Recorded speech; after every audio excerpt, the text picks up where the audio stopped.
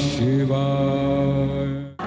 मैं ओंकार हूं, दूसरों का हित चिंतन करने वालों के लिए गंगा की पवित्र धार हूं, किंतु दूसरों का अहित चाहने वालों के लिए वज्र का प्रहार हूं। मैं ओंकार हूं। नारद व देवगण को जब ज्ञात होता है कि गणेश को पुनर्जीवित किए बिना माता पार्वती शांत नहीं होंगी, तो भगवान शिव के निर्देश पर श्री हरि विष्णु किसी प्राणी के सिर की खोज में जाते हैं और शीघ्र ही ऐरावत हाथी का मस्तक प्राप्त कर लेते हैं। तदुपरांत भगवान शिव गणेश को पुनः जीवन प्रदान करते हैं। शिव जी प्रसन्न होकर गणेश को देवगण में प्रथम पूजनीय होने का वरदान देते हैं। उधर विश्वरूप अपनी दोनों कन्याओं बुद्धि व सिद्धि के विवाह हेतु चिंता करते। नारद उन्हें सूचित करते हैं कि उनकी दोनों कन्याएं शिव पार्वती की पुत्र वधुएं बनेंगी, किंतु कार्तिकेय धर्म और शिव भक्ति के प्रचार हेतु। कार्तिकेय और गणेश दोनों भाइयों में कैसा अगाध प्रेम है। हाँ, दोनों सदा साथ साथ रहते हैं, क्रीड़ाएं व लीलाएं करते हैं। दोनों की लीलाओं को देखते हुए कितने वर्ष व्यतीत हो गए, हमें ज्ञात ही नहीं रहा। स्वामी, माता, क्या आपने कुमार कार्तिकेय को देखा है? कार्तिकेय और गणेश तो दोनों साथ साथ क्रीड़ा कर रहे थे। गणेश कहाँ है? उससे पूछो, वह बताएगा कार्तिकेय के विषय में। गणेश भी उन्हीं को ढूंढ रहे हैं और मैं भी कुमार कार्तिकेय को ढूंढता हुआ यहाँ आया हूँ। माँ, बड़ी भ्राता कार्तिकेय को कहाँ भेज दिया आपने? आज प्रातः से ही वे कैलाश पर दिखाई नहीं दे रहे। वो देखिए, वो आ रहे हैं।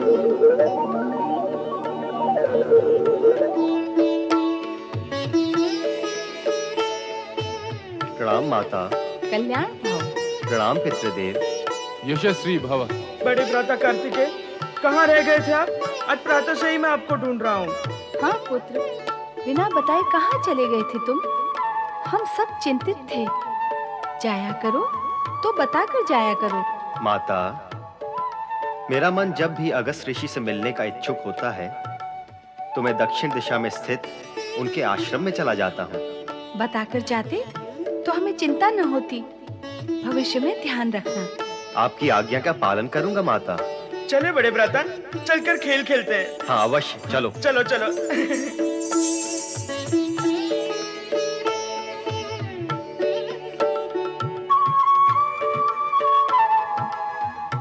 स्वामी, हमारे दोनों पुत्र युवा हो गए हैं।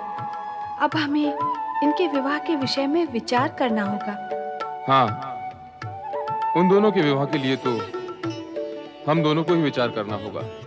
केवल विचार? नहीं, विचार ही नहीं, कन्याओं की खोज भी करनी होगी। इन दोनों के लिए हम दोनों को ही खोज करनी होगी। क्या बार बार इन दोनों को और हम दोनों को क्या कह रहे हैं? स्पष्ट है, इन दोनों की स्थिति हम दोनों की स्थिति से सर्वथा भिन्न है। इन दोनों के लिए दो कन्याएं बैठी तपस्या तो नहीं कर रही। ये हठ ठाने कि विवाह करेंगी तो केवल इनसे ही करेंगी। आपका नाम अवश्य भोलेनाथ है, पर इतने भोले नहीं हो जितने दिखाई देते हो। पकड़ो गणेश को। नंदी भैया, मैं यहाँ हूँ नंदी भैया। पकड़ो, मैं यहाँ हूँ नंदी भैया। पकड़ो पकड़ो, मैं यहाँ हूँ नंदी भैया, यहाँ आइए। नंदी भैया, मैं यहाँ हूँ नंदी भैया।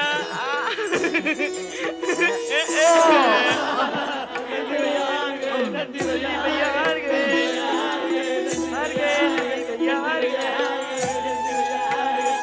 रिंगी, तुम मेरी आंखों पे पट्टी बांधो, मैं पकड़ूंगा गणेश को।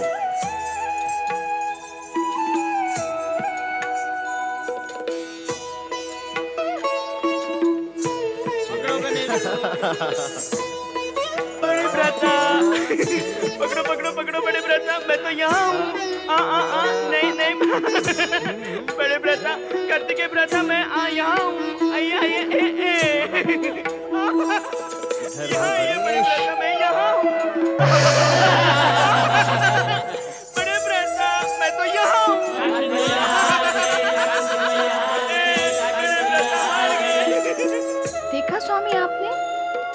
कुटिलता करने लगा है। नहीं देवी, ना तो ये कुटिलता है ना चतुराई, ये तो मात्र बाल क्रीड़ा है। गणेश कुटिल तो है ही नहीं। पर कार्तिकेय और अन्य सभी अकारण ही थक रहे हैं।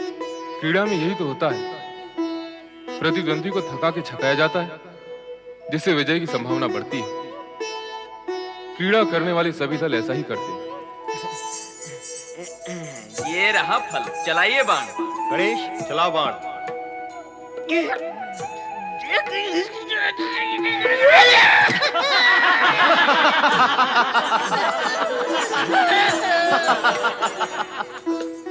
अरे डरते क्यों हो, डटे रहना, डटे रहना। गणेश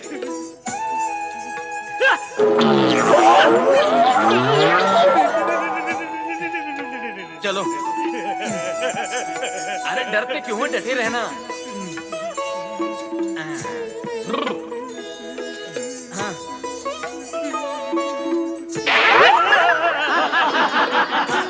बड़े भ्राता, मुझसे तो सब डरते हैं, आप चलाइए तीर। लाओ। मेरे प्राण तो बच जाएंगे ना। अरे डर मत।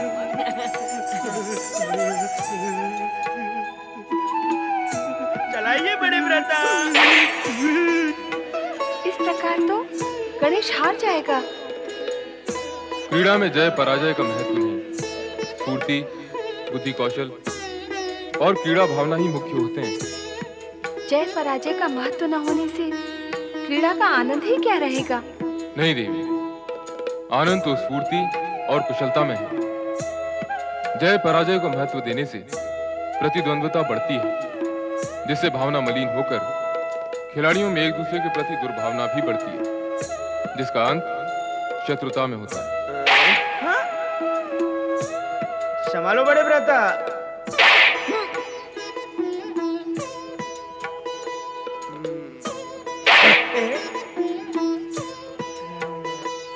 ये लो बड़े भ्राता। गणेश तुम कुटिलता कर रहे हो। बड़े भ्राता, छोटा हूं ना, भूल तो हो जाती है। दोनों भाइयों में प्रेम और स्नेह है। होना भी चाहिए, स्वाभाविक है। चर्चा का विषय तो तब होता जब दोनों में वैर अथवा घृणा होती। पर स्वामी, क्या यह आश्चर्य का विषय नहीं कि भाइयों में वैर और घृणा होती है? आश्चर्य उनके लिए जो प्रेम और स्नेह की गति को स्वाभाविक और जीवन का एक आवश्यक अंग मानते हैं। पर जो स्वार्थ, भौतिकता और अधिकार के भ्रम में पड़कर मिथ्या सुख को ही सर्वोपरि मानते हैं, उन्हें ना तो आश्चर्य होता है, ना ही लाज आती। जगत में व्याप्त सत्य कुछ भी हो, पर हमारे पुत्रों में प्रेम भाव है। हाँ, सो तो है।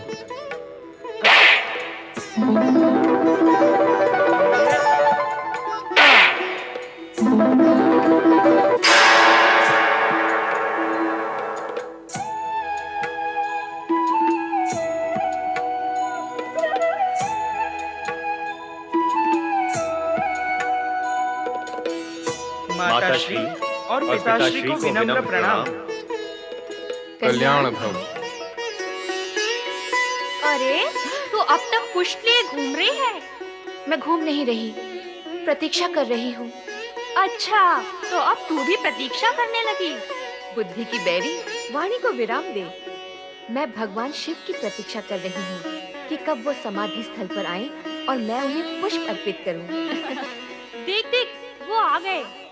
दोनों पुत्रों की आयु विवाह योग्य हो गई है। अब हमें इनका विवाह कर देना चाहिए। मैं दोनों से पूछकर उनकी इच्छा भी जान लेती हूँ। क्या पूछना उनसे? उनकी इच्छा अर्थात यही कि वे भी विवाह के लिए सहमति दें। लगता है दोनों में महत्वपूर्ण चर्चा हो रही है, इसीलिए तो विलंब हुआ है। देवी पार्वती, हम दोनों उनके माता पिता हैं और वे हमारी संतान। अभी वो युग नहीं आया है कि विवाह के लिए संतान की इच्छा और सहमति आवश्यक हो।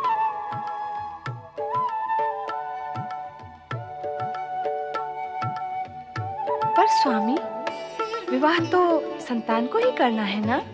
तो क्या इसका निर्णय संतान करेगी?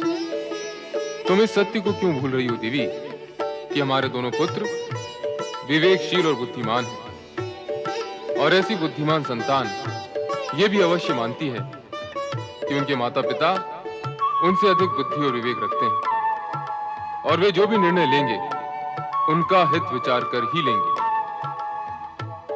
माता पिता की इच्छा और निर्णय के विरुद्ध अविवेक और युवावस्था के उन्माद में विवाह करने का युग अभी नहीं आया देवी। पूज्य माता पिता के श्री चरणों में हमारा प्रणाम। सदा कल्याण हो और सदा कल्याणकारी रहो। अद्भुत आशीर्वाद। सदा कल्याण हो और सदा कल्याणकारी रहो। हाँ देवी, दूसरों का कल्याण करने वालों का सदा कल्याण होता है, इसलिए सुख की कामना करने वालों को कल्याण कार्य करते रहना चाहिए। माँ, पिता श्रेष्ठ का ये मंत्र हम आत्मसात करेंगे, किंतु ये बताइए कि आपने हम भाइयों को आशीर्वाद क्यों नहीं दिया? तुम दोनों को तो मैं अनेकानेक आशीर्वाद दे चुकी हूँ। ओहो, तो अब अन्य किसी को आशीर्वाद देने का विचार है? हाँ, भला बताओ तो किसे? अपनी पुत्र वधुओं को। पर वे हैं कहाँ? है नहीं तो हो जाएंगी। पुत्रों, तुम्हारी माता अब तुम्हारा विवाह कर देना चाहती है। सत्य है, मैं अपनी पुत्र वधुओं का सलोना मुख देखने के लिए अब व्याकुल हो उठी हूँ। अब तुम दोनों का कर्तव्य है कि अपने माता पिता की इच्छा पूर्ण करो। दोनों का नहीं माँ, केवल गणेश का। क्यों? तुम क्यों अपने कर्तव्य से भागना चाहती हो? पिताश्री, मेरी विवाह करने में रुचि नहीं। मैं इस बंधन में पड़ना नहीं चाहता। मैं तो जन जन में धर्म और शिव भक्ति का प्रचार करना चाहता हूँ। करो, और विवाह तुम्हें कहाँ बाधक है? विवाह का बंधन और दायित्व धर्म कार्य में योग साधना नहीं करने देता। बस बस, तुम्हारे पिताश्री से बढ़कर योगी इस जगत में कोई नहीं है, फिर भी वो विवाहित है। पिताश्री, आप मौन क्यों हैं? मेरा मौन तुम्हारी माता के पक्ष का समर्थन कर रहा है पुत्र। जगत में कोई भी ऐसे माता पिता नहीं है जो अपनी संतान का कुंवारा रहना सहन कर सके। मेरे पूज्य माता पिता, जब तक बड़े भ्राता कार्तिकेय इस गंभीर विषय पर विचार करें, तब तक अपनी सेवाओं को प्रस्तुत करते हुए आपकी आज्ञा पालन करने के लिए मैं उपस्थित हूँ। किंतु समस्या तो यही है कि मुझ गजवदन को अपनी कन्या कौन देगा? अप्रिय सत्य को तुमने विरोध में कहा है पुत्र, किंतु इसी सत्य का एक दूसरा पक्ष भी है। संबंध की आकांक्षा रखने वाले अज्ञानी केवल शरीर का आकार, प्रकार, रूप और रंग को देखते हैं, किंतु ज्ञानी और अटल सत्य के समर्थक शरीर रूपी शिविर के भीतर विद्यमान गुण, प्रतिभा, विवेक और बुद्धि का मूल्यांकन करते हैं। तुम बुद्धि निधि हो गणेश। तुम्हें अपनी पुत्री देने के लिए अनेक पिता ललायत होंगे। शीघ्र ही हम इस विषय को आगे बढ़ाएंगे। मैं तो माता पिता की इच्छा और आज्ञा को ही सर्वोपरि मानता हूँ। तो हम अति शीघ्र ही गुणवती कन्याओं की खोज करते हैं।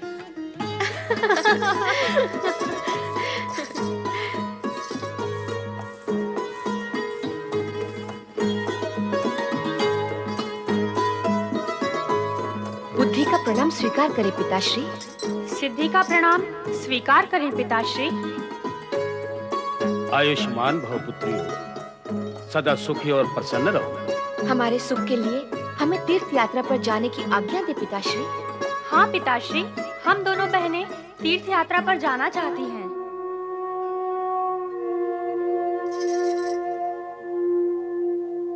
पिताश्री हमें आज्ञा देना नहीं चाहते। ऐसा ही लगता है, चलो लौट चलें। नारायण नारायण नारायण। प्रणाम देवर्षि। कल्याण भव। संसार के सर्वश्रेष्ठ, गुणवान, धैर्यवान, बलवान और चरित्रवान पति आप दोनों को प्राप्त हो। लजा रही हो? उत्तम, अति उत्तम। लज्जा तो स्त्री का सर्वश्रेष्ठ आभूषण है। परंतु ये क्या, आप दोनों के मुख पर यह निराशा और विषाद की छाया क्यों है? हाँ पुत्रियों, कहो तुम उदास क्यों हो? पिताश्री, हमने आपसे तीर्थ यात्रा पर जाने की आज्ञा मांगी तो आपने उत्तर नहीं दिया। हम दोनों ने यही समझा कि आप हमें भेजना नहीं चाहते। नहीं पुत्रियों, नहीं। तीर्थ यात्रा जैसे पुण्य और शुभ कार्य के लिए भला मैं तुम्हें कैसे रोक सकता हूँ? अवश्य जाओ और तीर्थों में अपने इष्ट देवी देवताओं से अपने योग्य वर पाने के लिए प्रार्थना करो, ताकि मैं भी अपने दायित्व से मुक्त हो सकूं।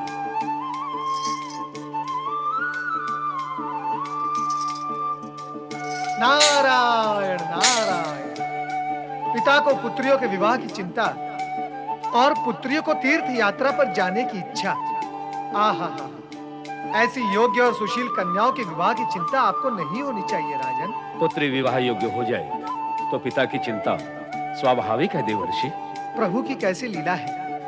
इधर आप पुत्रियों के लिए वर की खोज और चिंता कर रहे हैं और उधर योग्य वर के माता पिता आप जैसे पिता की प्रतीक्षा कर रहे हैं।